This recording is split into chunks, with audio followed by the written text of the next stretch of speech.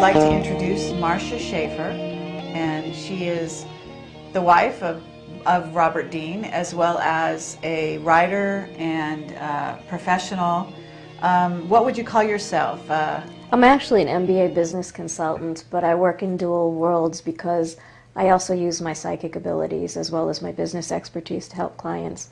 But I always bring in the extraterrestrial component because we can't shy away from it, and it has a lot to do with our future. Uh-huh. And you've written a book, and the name of the book is? I wrote Confessions of an Intergalactic Anthropologist, and much to my surprise, I was totally astonished that it went around the world, was read in 15 countries, and won an award. And I never wanted to do anything with it. I never advertised it or anything. I just wanted to hide it away, and just on its own, it walked around. It became quite popular. And did you write this after you were in a relationship with Robert Dean, or Before. did you before? Before, yeah. So can you tell us, a little bit about yourself, how you started out with your contact experiences? I've had contact since I was in the crib, so it's been with me my entire life. But I was born in the late 50s, so there was no way to define or understand what was happening. As I grew up, the only thing available to someone like myself was Rod Serling.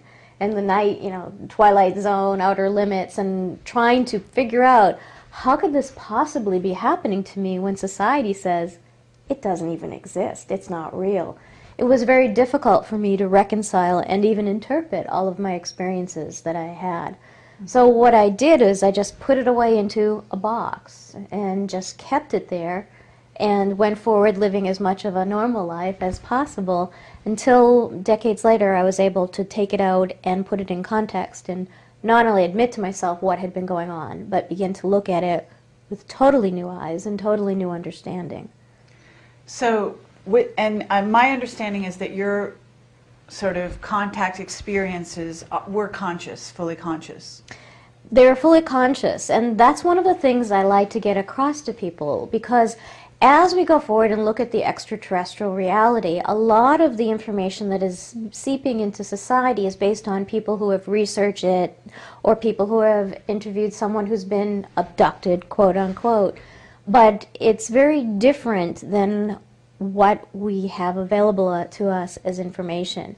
I've had contact with many different races throughout my lifetime, and when it's conscious and it's as real as me being as close to you as we are now, it's not quite what people think. And a lot of times people will think, oh gosh, it's just like going down to Starbucks and having a coffee. It isn't. So what I've done is I've tried to prepare people for the reality of it, not only the reality of it, but the implications for us as a society as we go forward and we get ready to meet our nearest relatives and our friends in the cosmos, and what this means to us as human beings and how we need to change our lives. Because I am fully confident that during our lifetime this is going to take another leap in exposure and be much more integrated into our society. So do you believe, or have you been given information in regard to 2012 and to this transition we're now undergoing? 2012 has taken on a lot of media hype, and it means many things to many people. And I want to give you a very quick pat answer, but it's not quite that quick, because one of the things that I've learned through my experiences and being in training with these other races is that our understanding of time and space is very limited and very different from the reality of it. It's a very infantile type of science that we have. What will potentially befall us in 2012 is something that's going to sound outside the scope of reality for most people. But one of the things that we have yet to embrace is that we could potentially be facing different outcomes and different futures for different people on the planet. We tend to think that as a collective here, we're going to have the same journey. What they have helped me to understand is that a certain population of the planet may go down one pathway as your time unfolds and your species continues to grow and have a certain outcome and certain experiences. But time is so different from what you experience it and what you understand it to be that there could be a second population group that could have a totally different outcome and go on to a different type of reality, and a third one that could go on to another reality.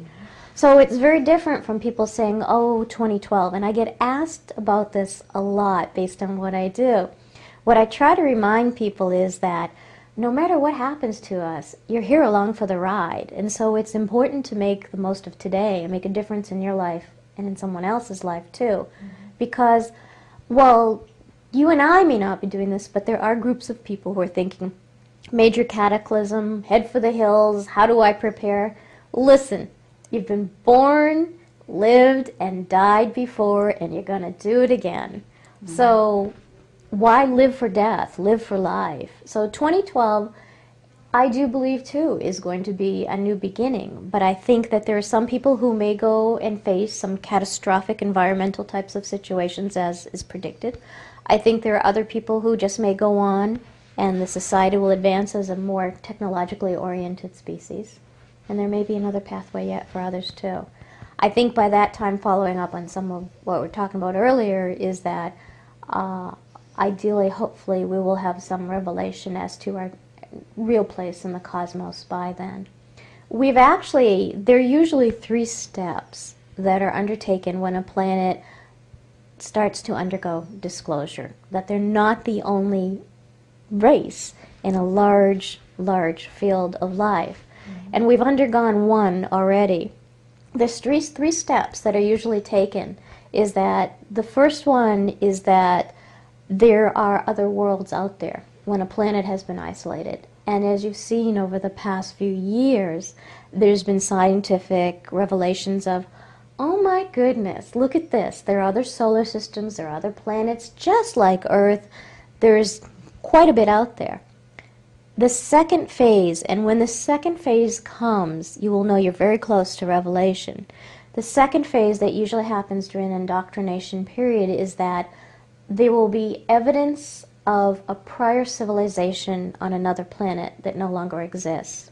So that you will see that your scientists will come back and say, oh my goodness, there was life on Mars. We found the evidence of an ancient civilization. What that does is that breaches the shock for people of having to deal with life out there apart from themselves, an intelligent civilization, but it's not there now, so that's okay. Soon after that, there'll be, whoops, guess they're still there. So we on the planet Earth, because we've been isolated, we tend to think that this has never happened before, even people who are well enmeshed in the extraterrestrial reality. But the reality is that there are other planets, just like us, who've had to be brought up to speed, who have lived isolated in their own reality for long periods of time. But when the time comes that they join the cosmic community, the beings, those who work to do this, are well experienced. They know what they're doing. So, we've had evidence of people seeing flybys and the population experiencing contact more and more and more as it's becoming inculcated into the culture. But that's usually the 3 steps you'll see for disclosure. Okay. And if you were going to summarize what you think your mission is, and I assume that you have sort of an overall concept of why you're here at this time, what would you say it is? Well, for me, I think it's important that people are able to understand themselves better so that they can understand who they are in context of reality in the universe. And if I can offer to people based on my own experiences that, yeah, this is real, it does happen. There are normal, everyday people who still live very grounded, practical, and useful lives in society who have experienced contact and can tell you what it's like for other races to be out there, what the sensations are, what some of the intercultural implications are, and depending upon if you've had the opportunity for the curriculum, some of the things that they've taught you or will teach you, that it's there and it's okay and there's no need to be afraid of it. So I think based on my background, which is highly academic, I have a scientific medical background, a research background, and a lot of credentials, that it makes it easier for people to say, well, look at her, she's one of us, she's pretty normal. I've had people surprised that I didn't come out in New Age garb or wearing crystals or howling at the moon, chanting the Star Trek song and say, come forward. And it makes Right. it more acceptable to the average person, and they're willing to listen. Because when I usually speak, it's to mainstream audiences. It's not the person you're going to find at a UFO crowd. Not that they wouldn't be averse to it, it's just not within their sphere of reality. But they're curious and they want more information. My concern is that there's so much misinformation because we don't have this as part of our culture. We don't have it as part of our schooling. You can't really pick up the encyclopedia of extraterrestrial contact and know that it's valid. So what I want to do is to indoctrinate them into the worlds and get them ready for how this is really going to change our world socially, our lifestyles, our culture. And particularly what I do is I target business entrepreneurs for the space revolution, which is already here. And we've got Richard Branson, many of the high-tech thrillionaires, as they've been termed, who have invested heavily in space commercialization. So as we go out on a business enterprise and an entrepreneurial spirit, we can't go out there without seeing who's out there. It's inevitable to. So you're saying that you've had dealings, I'm assuming, with some of these entrepreneurs? Not the ones that not that one at that level, but I work with private entrepreneurs and getting them ready, their strategic plans, getting them ready for how to reposition for all the multiple opportunities that will be there when we re-embrace space travel and our role in it. Okay. This is the Sutter's Mill of our generation. All right, well, that's great. It's actually very nice to meet someone who's involved in that. Can you name any particular people or interactions that you've had that would sort of make what you do a little more clear to the audience? I have to sign, there's a confidentiality contract that is I see. always well Okay. done. But on my internet, there are people who have been willing to give testimonials and that have put their name up there, but there's nobody really big that you would recognize. Bob Dean and Marcia Schaefer together on camera for, I don't know, maybe the first time. Probably, yes. And we're just dying to know something about how you guys met and kind of what went on there, because you're two obviously very, very aware beings, and it must have been fascinating for you to be in contact with each other. There was immediate recognition. We talk about the soul and memories, and the first time I saw him, my first words to him were, "I had no idea you were alive and on Earth at this time." And he said, "I didn't know you were here either." I mean, there was immediate recognition. And we remember many of our lifetimes together and joke around. Do you remember back in Sumer when you did this? Or do you remember back in this time? And I was like, oh, please. Yeah, so there's a great familiarity. It was like, just starting all, it wasn't starting all over again. It was just picking up where we left off. I had a series of hypnotic past life regressions some years ago, which I think in a major way probably contributed also to the end of my first marriage. Because once you go through that's like almost a UFO contact or an abduction experience. Incidents, a TV show or a movie or a book that I'm reading will trigger these remembrances of things past. And first time I met this young lady, I'm sitting in my kitchen, and I thought, oh geez.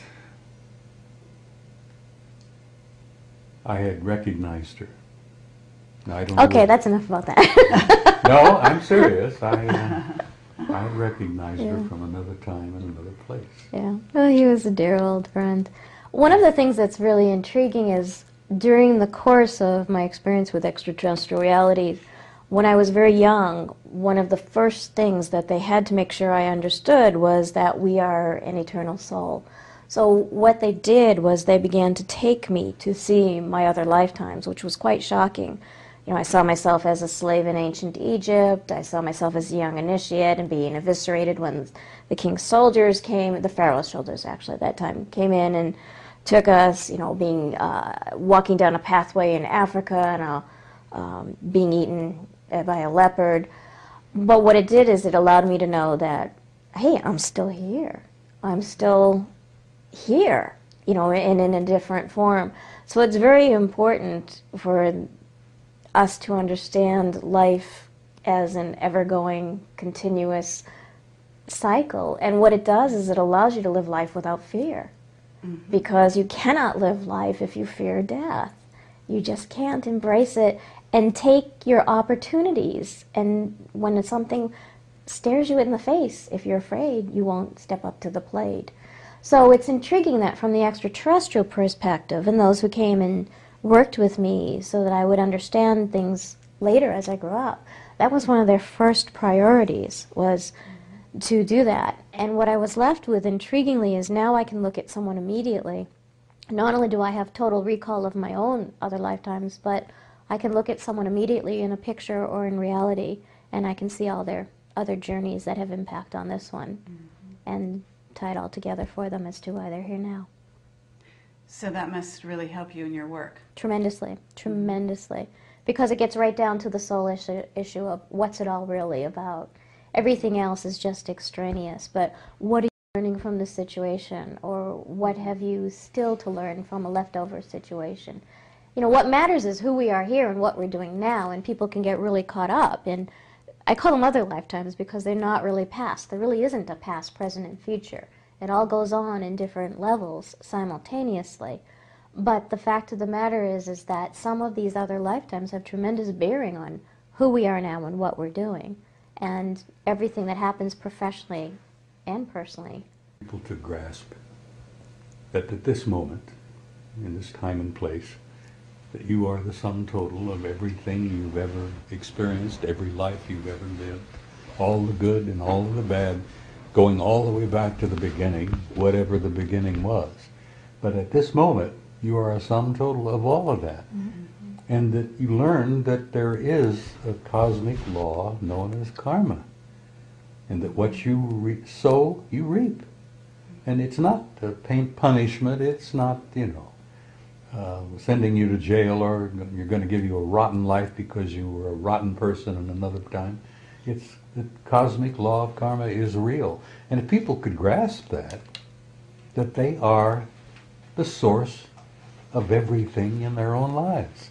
God, what a world that could be, huh? But that's taking self-responsibility, and a lot of people still don't want to do that. Oh, responsibility, of course. Yeah. Most people don't even know what the word means, let alone assuming it. Those are very wise words, actually, from both of you. I mean, well, look at us. I mean, this is an unlikely couple.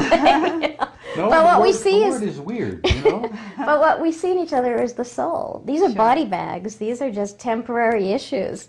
And, we see and remember the soul. She of caused each me a other. lot of trouble in Sumer about 5,000 years ago. He And- brought it on himself. and Blaming. So you must have wonderful, wonderful conversations that involve all these multi-dimensions.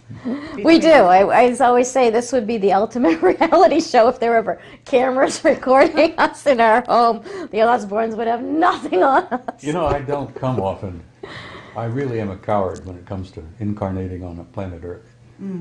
I've heard, and you've probably heard, that it's a common word that if you can come on planet Earth and get through a life or two here, you get a graduation certificate because you have concluded one of the most difficult schools in the universe. Planet Earth is apparently known throughout the galaxy as rough school. So I don't come often. I came reluctantly the last time. And let me tell you, I'm going to be damned reluctant the next time. I'm not going to be coming back anytime soon. I only come back, every couple thousand years maybe. So he says. No, I'm telling you about my memories. My last vivid memory was in the 13th century as a Templar. And that was, that's caused me a lot of pain and trouble right there. And the time before that was 2,000 years ago. And before that was 5,000 years ago. So I don't come very often. They have to drag me in kicking and screaming, so to speak. Well, it's fabulous to see both of you together, to talk to both of you. It's been wonderful. It's been stimulating and entertaining, and I want to thank you very much. Well, thank you We for thank you. inviting me. It's been fun.